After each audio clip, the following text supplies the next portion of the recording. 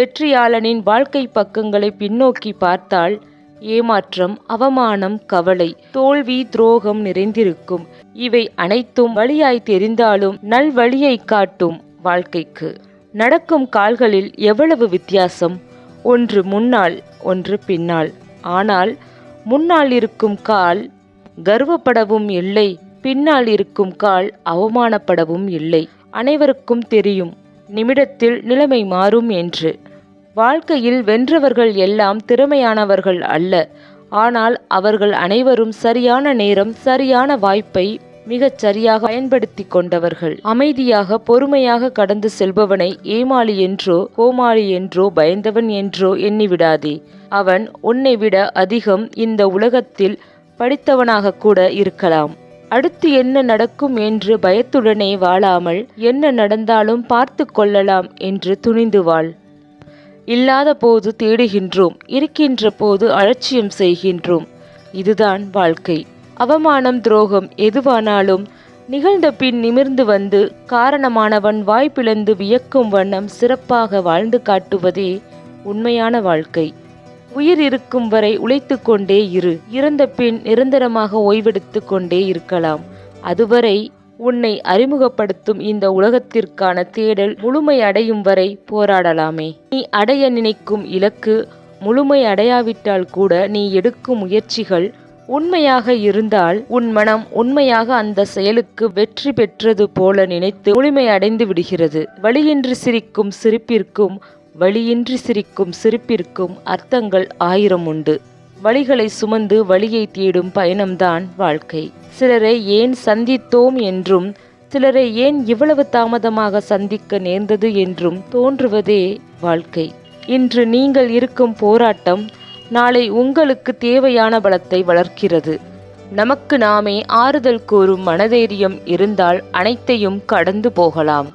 எதுவும் இல்லாத போது சமாளிக்கும் திறமையும் எல்லாம் உள்ளபோது நீ நடந்து கொள்ளும் முறையும் வெற்றியை தீர்மானிக்கிறது. தைரியம் என்ற ஒற்றை மந்திரம் உள்ளத்தில் இருக்கும் வரை வாழ்க்கை பயணத்தில் பயமும் இல்லை, பாரமும் இல்லை. பொறுமையாக காத்திரு. இங்கு கடைசி நிமிடத்தில் மாறிய ஆட்டங்கள் நிறைய உண்டு. வாழ்க்கையில் தைரியம் எவ்வளவு முக்கியம் தெரியுமா? வாழ்க்கையில் சில நேரங்களில் கூச்ச சுபாவத்திலோ தயக்கத்தினாலோ அல்லது பயத்தாலோ நம்முடைய மனதில் தோன்றும் கருத்தை தைரியமாக வெளிப்படுத்தாமல் விட்டுவிடுவோம். மனதில் தோன்றும் கருத்தை தைரியமாக வெளிப்படுத்துவது நம்முடைய வாழ்க்கையை மாற்றியமைக்கும் தருணத்தை கூட உருவாக்கலாம். மகிழ்ச்சியின் மையப்பகுதி நம் உள்ளத்தில்தான் உள்ளது. உலகம் எப்போதும் பழிச்சொற்களை சிறிதும் யோசிக்காமல் சொல்லும் வழக்கம் உள்ளது. விமர்சனங்களை புறக்கணிக்க முடியாது. நடுநிலையுடன் கூடிய விமர்சனங்களை ஏற்று நம்மை திருத்திக் கொள்வதே நல்லது. இன்று சமூக அமைப்பில் தவறிழைப்பவர்கள் வலிமையுடன் திகழ்கிறார்கள். அவர்களை பாதுகாக்க கட்டமைப்புகள் உள்ளன. அவர்களால் நேர்மையானவர்களின் மீது எளிதாக மண்ணை வாரி வீச முடிகிறது. இவற்றை பொருட்படுத்தாமல் இருக்க வலிமையான இதயம் மட்டுமல்ல, தடித்த தோளும் தேவைப்படுகிறது. மகாத்மா காந்தியின் மீது வைக்கப்படாத கண்டனங்களா? ஒரு முறை அவரை கண்டித்து மிக நீளமான கடிதம் ஒன்றை ஒருவர் எழுதியிருந்தார். அதை படித்த காந்தி அதிலிருந்து குண்டூசியை மட்டும் தனியாக எடுத்து வைத்து கொண்டு அந்த கடிதத்தை கிழித்து எறிந்து விட்டார். இந்த கடிதத்தில் குண்டூசி ஒன்றுதான் பயனுள்ளது என்று சிரித்து கொண்டே சொன்னார். அப்படிப்பட்ட திடமான உள்ளமே மிகப்பெரிய அதிகாரத்தை எதிர்க்கும் துணிவை நமக்கு பெற்றுத்தந்தது. காமராஜரை பற்றி அவதூறாக செய்தி பரப்பினர். அவர் நேர்மையாக இருப்பவர் என்று சொல்லிக்கொண்டு நிறைய சொத்து சேர்ப்பதாக எழுதினார்கள். அதற்கு அவர், என் நேர்மை மீது வைக்கப்படும் குற்றச்சாட்டுக்கெல்லாம் பதில் சொல்லி என் நேர்மையை நிரூபிக்க அவசியமில்லை, எனக்கு யானைக்கால் நோய் இல்லை என்பதற்காக எல்லோரிடமும் காலை தூக்கி காட்ட வேண்டிய அவசியமில்லை என்றார். இன்றைய சூழலில் நேர்மையும் உண்மையும் அதிகம் பாதிக்கப்படும் சூழல் உள்ளது. சவால்களை சந்திப்பதும் வெற்றி கொள்வதும் தீவிரமாக வேண்டிய தருணம் இது. இது புயலுக்கும் வெள்ளத்துக்கும் கலங்காத மக்கள்தான் மீனவர்கள். புயல் போது பாதுகாப்பு மையத்தில் இருந்து பிறகு தங்கள் இருப்பிடத்திற்கு மகிழ்ச்சியோடு செல்வார்கள். ஏழை எளிய மக்கள் தங்கள் வாழ்வை இயல்பாக எடுத்துக்கொள்கிறார்கள். அதனால்தான் வறுமையிலும் மகிழ்ச்சியாகவும் இல்லாமையிலும் செம்மையாகவும் அவர்களால் வாழ முடிகிறது. நம் கைமீறி இழப்புகளை எதிர்கொள்ளும் பக்குவம் நமக்கு தேவைப்படுகிறது. தேவையற்ற பயங்களையும் அவசியமற்ற கவலைகளையும் அடுத்தவர்களுடைய கருத்துக்களையும் களைய முடியாவிட்டாலும் அவற்றை உதிர்க்க கற்றுக்கொள்வது மகிழ்ச்சியையும் நம் உள்ளத்தில் முழுமையாக மலரச் செய்ய இயலும். மகிழ்ச்சியின் மையப்பகுதி நம் உள்ளத்தில்தான் உள்ளது. அது பாலைவன சோலை என்று எண்ணி பலர் அதை நித்தமும் தேடி அலைகிறார்கள். வெற்றிடத்தை வெற்றியாக்கும் யுக்தி என்ன தெரியுமா? நம்மை சுற்றி இருப்பவர்களை அடிக்கடி எதிலாவது வெற்றி பெற்று கொண்டே இருப்பதை கவனிப்போம். அவர்கள் வெற்றி பெறுவதை தான் கவனிப்போமே தவிர எப்படி வெற்றி பெறுகிறார்கள் என்பதை கவனிக்க தவறிவிடுவோம். அதுதான் வெற்றி அடையாமல் போவதற்கான நாம் செய்யும் சிறு தவறு. அவர்களின் ஒவ்வொரு அசைவையும் நாம் கவனித்தால் வெற்றி இலக்கை எப்படி அடைகிறார்கள் என்பதை புரிந்து கொள்ள முடியும். வெற்றி வேண்டுமா உனக்கு? அப்படியெனில் நீ யாருக்காகவும் எதற்காகவும் முரண்படாமல் போய்கொண்டே இரு. சூழல்களுக்கு ஏற்ப உன்னை மாற்றிக்கொள்ள கற்றுக்கொள். அனைவரையும் ஏற்று அனுசரி. அப்போதுதான் உன்னால் சாதிக்க முடியும் என்றெல்லாம் அறிவுரையை கேட்டிருப்போம். ஆனால் இது அனைவருக்கும் பொருந்துமா என்றால் இல்லை என்றுதான் சொல்ல வேண்டும்.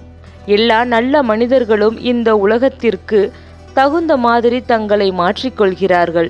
ஒரு சில முரண்பட்ட மனிதர்கள் மட்டுமே தங்களுக்கு ஏற்றபடி உலகத்தை மாற்றி அமைப்பதில் சளைக்காமல் பாடுபட்டு கொண்டே இருக்கிறார்கள்.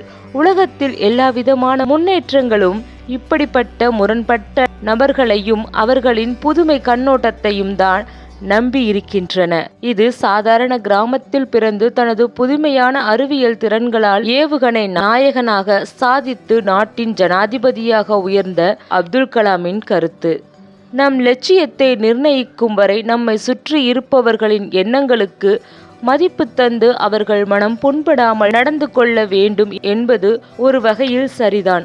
ஆனால் மிகப்பெரிய லட்சியங்களை அடைவதற்கோ இந்த முரண்பாடற்ற புரிதல் நிச்சயம் சரிபட்டு வராது. செக்குமாடு போன்ற வாழ்க்கையில் உழலும் மற்றவர்களிடம் இருந்து வித்தியாசமாய் சிந்தித்து மாற்று வழியை கண்டுபிடித்து அதன் வழியை செல்லும் வெற்றியாளர்களின் செயல் முரண்பாடாகவே மற்றவர்களுக்கு தெரியும். வெற்றியாளர்களை கவனித்து பாருங்கள். பலரும் இந்த சமூகம் விரும்பாத சமூக மாற்றத்திற்குரிய முரண்பாடான விஷயத்தை அவர்கள் கையாண்டுதான் வெற்றி அடைந்திருப்பார்கள். அவர்கள் இந்த வளமையான சமூகத்தில் இருந்து அல்லது தங்கள் குடும்பத்தினருடன் முரண்பாடுகளை பெற்றிருப்பார்கள். உலகத்தில் உள்ள பெரும்பாலான மக்கள் தாத்தா பாட்டி காலத்தில் இருந்து வரும் எதையும் மாற்றாமல் அப்படியே ஏற்றுக்கொள்கின்ற மனோநிலையை மட்டுமே கொண்டுள்ளனர். அவைகளை ஏற்றுக்கொள்ள மறுத்து அதற்கு எதிராக புரட்சிகரமான சிந்தனைகளை வெளிப்படுத்துபவர்களை நல்லவர் என்றும் யாரும் சொல்வதில்லை. குறிப்பாக சமூகத்தில் மாற்றங்களை கொண்டு வர வேண்டும் என்று பெரும்பாலோர் விரும்புவதில்லை. காரணம், முரண்பாடுகள் அன்றாட வாழ்வின் நிம்மதியை குறைத்து விடுகிறது என்ற தவறான கருத்து. லட்சியம் எதுவும் இன்றி இயங்குபவர்களுக்கு வேண்டுமானால் இந்த கருத்து சரியாகப்படலாம். ஆனால் வாழும்போதே ஒரு குறிக்கோளுடன் வாழ்பவர்களுக்கு அல்லது சாதித்து காட்ட வேண்டும் என்று நினைப்பவர்களுக்கு இந்த மனோபாவம் நிச்சயம் பொருந்தாது. வாழ்க்கையில் சாதித்தவர்கள், சரித்திரங்களை படைத்தவர்கள் எல்லாம் தாங்கள் வாழும்போது தங்களை சுற்றி உள்ள மனிதர்களின் வாழ்க்கைக்கு எதிராக முரண்பட்டே இருந்திருப்பார்கள். அவர்கள் மக்களுக்காக மகத்தான லட்சியங்களை முன்வைத்து அதை நோக்கி செயல்பட்டவர்களாகவே இருப்பார்கள். தங்கள் லட்சியத்திற்கு எதிராக இருப்பவர்களை எதிர்க்கும் முரண்பாடான செயல்களையும் அவர்கள் புரிந்துள்ளனர். முரண்படுகிற துணிச்சல் உள்ளவர்களால் மட்டுமே உயர்ந்த நிலைக்கு செல்ல முடியும். உலகத்தின் கவனத்தை ஈர்த்து வெற்றி பெறவும் முடியும். முயற்சி திருவினையாக்கும்.